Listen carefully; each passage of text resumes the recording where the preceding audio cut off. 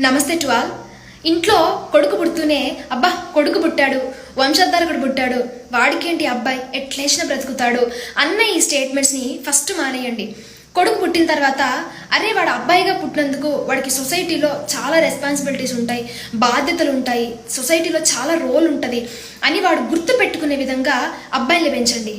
వాడు ఏమైనా అడిగిన వెంటనే మీ కడుపు మార్చుకుని వచ్చి మరి ఆ వస్తువుని వాడి చేతిలో పెట్టడం మానేయండి. మీ కష్టాల్ని వాడికి చూపించి ఆ కోరికల్ని వాడు కంట్రోల్ చేసుకునే విధంగా పెంచండి. అండ్ సోషల్ రెస్పాన్సిబిలిటీస్, ఎక్కడైనా సరే తప్పు జరుగుతుందని వాడికి అనిపించినప్పుడు వాడి వాయిస్ రైజ్ చేసి క్వశ్చన్ చేసే విధంగా వాడిని పెంచండి.